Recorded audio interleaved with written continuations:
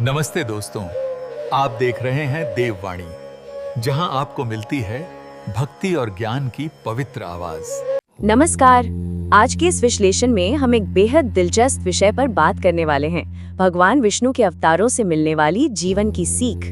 देखिए, अक्सर हम इन प्राचीन कथाओं को सिर्फ धर्म, मंदिर या पूजा पाठ तक सीमित कर देते हैं, लेकिन आज हम इन ईश्वरीय गाथाओं की गहराई में उतरेंगे और उन अचूक मनोवैज्ञानिक सूत्रों को डिकोड करेंगे जो रचे तो सदियों पहले गए थे, लेकिन आज की हमारी हर उलझन और हर चुनौती का बिल्कुल सटीक और प्रैक्टिकल जवाब देते हैं। तो चलिए सीधे गहराई में उतरते हैं। एक बहुत ही आम धारणा है जिस पर अक्सर बहस होती है, क्या विष्णु की ये कहानियां सिर्फ मिथक या जादुई कहानियां हैं? बिल्कुल नहीं। सनातन परंपरा में ये ग्रंथ सिर्फ रोचक कहानियां नहीं हैं, बल्कि हमारे माइंड को समझने वाले बहुत ही शानदार गाइड हैं। इनमें जो रूपक या मेटाफर्स इस्तेमाल हुए हैं ना, वो असल में हमारे भीतर चलने वाले द्वंद्व और समाज के ताने बाने को सुलझाने की मास्टर कीज हैं। तो ये सिर्फ कहानियां हैं या जीवन की सीख? चलिए कर्म कांडों से परे जाकर देखते हैं। शुरुआत करते हैं गजेंद्र मोक्ष की कथा से, जो बात करती है रक्षा और ईश्वर की सच्ची पुकार की। इमेजिन कीजिए गजेंद्र को, एक विशाल बेहद ताकतवर हाथी, अपने झुंड का मुखिया, जिसे अपनी ताकत पर जबरदस्त अभिमान था। एक दिन पानी पीते हुए अचानक एक मगरमच्छ ने उसका पैर पकड़ लिया।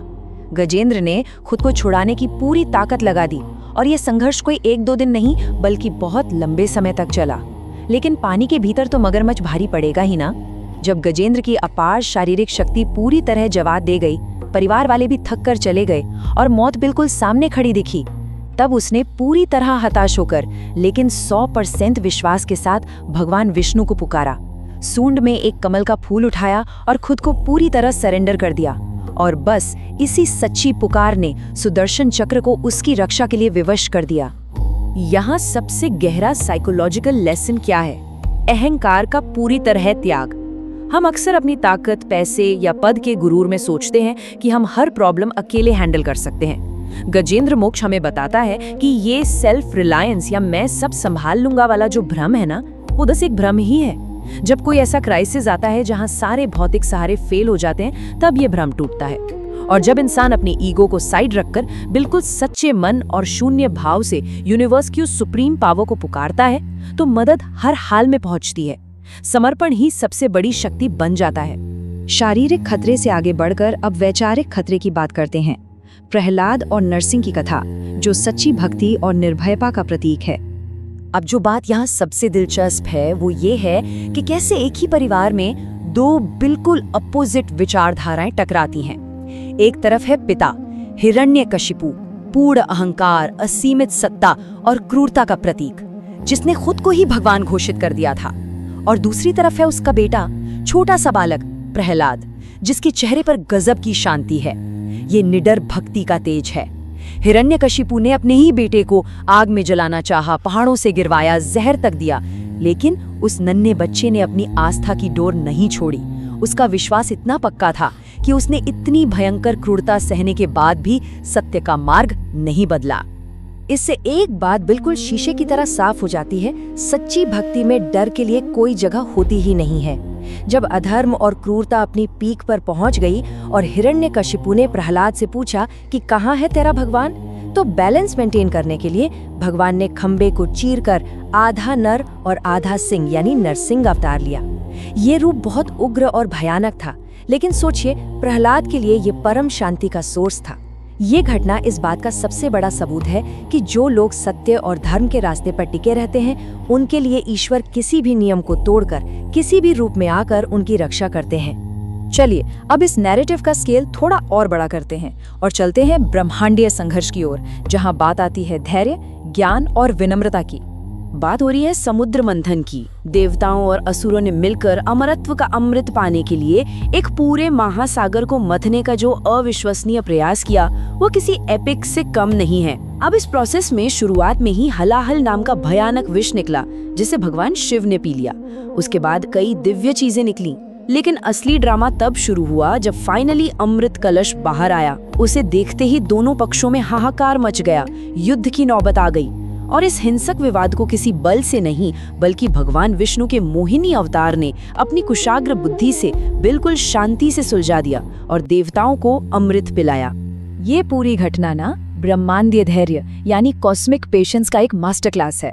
आप अपनी रियल लाइफ में देखिए, कोई भी बड़ी सफलता या अमृत क्या रातों रात मिलता है? बिल्कुल नहीं। हर बड़ी अचीवमेंट अपार संघर्ष मांगती है। ये बर्दाश्त करने की ताकत मांगती है कि सक्सेस की राह में सबसे पहले विष ही मिलेगा, यानी भयंकर मुश्किलें और दुनिया भर की आलोचनाएं। और जब फाइनली वो सक्सेस मिल जाए तो उस अमृत को संभालने के लिए एक बहुत ही शांत और शार्प माइंड चाहिए, बिल्कुल वैसे ही जैसे मोहिनी अवतार के गाइडेंस में देवताओं ने दिखाया था।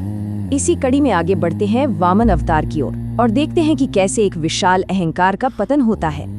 चलिए देखते हैं कि ये पूरी कहानी कैसे बिल्ड होती है। हमारे पास है महापराक्रमी और दानी राजा बलि। राजा बलि को अपने दानवीर होने का जबरदस्त ईगो हो गया था कि भाई मैं तो इतनी संपत्ति रखता हूँ कि पूरी दुनिया खरीद सकता हूँ। इस ब्रह्मांडीय ईगो को तोड़ने के लिए भगवान एक छोटे से ब्राह्मण रूप यानी वामन अवतार में आए और उन्होंने बलि से क्या मांगा? सिर्फ 3 कदम जमीन। बलि ने हंसते हुए इस छोटी सी मांग को हाँ कह दिया, लेकिन फिर एक अकल्पनीय चमत्कार हुआ। वामन भगवान का आकार बढ़ने लगा। पहले ही कदम में उन्होंने पूरी पृथ्वी नाप ली, दूसरे कदम में पूरा आकाश और स्वर्ग नाप लिया। अब तीसरे कदम के लिए तो इस पूरे ब्रह्मांड में जगह ही नहीं बची। तब राजा बलि का वो जो पहाड़ जैसा अहंकार था ना, वो एक झटके में चकनाचूर हो गया। उसे समझ आ गया कि जब सब कुछ पहले से ही ईश्वर का है तो वो दान देने वाला होता कौन है। और फिर पूरी विनम्रता के साथ उसने अपना सिर भगवान के चरण के नीचे रख दिया। सोचिए, एक मामूली सी लगने वाली मांग ने सबसे बड़े ईगो को हमेशा के लिए ध्वस्त कर दिया। हम अक्सर पावर और फोर्स को असली ताकत मान लेते हैं, लेकिन सच तो ये है कि विनम्रता ही दुनिया की सबसे बड़ी और अनबीटेबल पावर है। इंसान का पद, उसका साम्राज्य या उसका ईगो चाहे कितना भी विराट क्यों ना हो, एक सच्ची और निस्वार्थ विनम्रता के सामने उसका कोई वजूद नहीं टिकता। और ध्यान दीजिए, जब बलि को ये बात समझ आई तो उसका कोई पतन नहीं हुआ, बल्कि उसे भगवान का सानिध्य और पाताल लोक का राज मिला। अब रुक करते हैं एक बहुत ही मार्मिक और इमोशनल कहानी की ओर, सुदामा और कृष्ण की कथा, जो हमें निस्वार्थ प्रेम की ताकत दिखाती है। भीषण गरीबी से जूझ रहे सुदामा जब द्वारका के राजा अपने बचपन के दोस्त कृष्ण से मिलने पहुंचते हैं तो उनकी हालत बहुत ही फटेहाल थी। उनके पास भेंट के नाम पर क्या था? एक छोटी सी पोटली में थोड़ा सा चिवड़ा यानी पोहा, वो भी जो उनकी पत्नी ने पड़ोस से मांग कर दिया था। महल की भव्यता देखकर सुदामा इतने झिझक रहे थे कि अपनी वो छोटी सी भेंट छुपाने लगे, लेकिन द्वारकाधीश ने खुद आगे बढ़कर अपने दोस्त से वो साधारण सी भेंट छीनी और उसे ऐसे एक्सेप्ट किया जैसे तीनों लोगों का खजाना मिल गया हो। भगवान ने खुद अपने हाथों से अपने मित्र के पैर धोए। सुदामा इतने निस्वार्थ थे कि उन्होंने बातों ही बातों में अपनी गरीबी दूर करने के लिए एक सिंगल वर्ड नहीं बोला। वो बिना कुछ मांगे ही वापस लौट पड़े। लेकिन भगवान तो अंतर्यामी है। सुदामा के घर पहुंचने से पहले ही बिना उनके मांगे उनके जीवन का सारा अभाव और सारी गरीबी हमेशा के लिए मिटा दी गई। ये प्रसंग ना इस पूरी चर्चा की आत्मा है। आज के इस मटेरियलिस्टिक युग में जहां अक्सर लोग पैसे और हैसियत देख के रिश्ते बनाते हैं, ये कहानी हमें एक बहुत गहरा रिमाइंडर देती है। ईश्वर के लिए धन नहीं बल्कि प्रेम और सच्ची भावना महत्वपूर्ण होती है। स्पिरिचुअल रास्ते पर आपके बैंक बैलेंस की वैल्यू 0 है। सुप्रीम पावर के लिए अगर कुछ मैटर करता है तो वो है आपके दिल की सच्चाई, आपकी प्योर इंटेंशन और ऐसा निस्वार्थ प्रेम जो बदले में कुछ नहीं मांगता। सुदामा की खाली झोली सिर्फ और सिर्फ उनके सच्चे प्रेम के कारण भर गई थी। तो इन सब बातों का हमारी आज की लाइफ में क्या मतलब है? चलिए समझते हैं कि सच्ची पूजा का अर्थ क्या है, यानी कर्म में भक्ति। देखिए, अब तक हमने जितनी भी कथाएं डिकोड की है ना, उनका असली पर्पस सिर्फ उन्हें एक अच्छी कहानी की तरह सुन लेना नहीं है, बिल्कुल नहीं। जब तक हम इन प्राचीन शिक्षाओं को अपने डेली एक्शंस में, अपने बिहेवियर और अपने काम में अप्लाई नहीं करते, तब तक इनका कोई असली फायदा नहीं होने वाला। ज्ञान तभी फलता फूलता है जब उसे अमल में लाया जाए। इन लेसन्स को अपने सक्रिय कर्म में बदलना ही असली और सबसे ऊंचे लेवल की भक्ति है। तो सवाल ये है कि ईश्वर को सबसे प्रिय कौन है?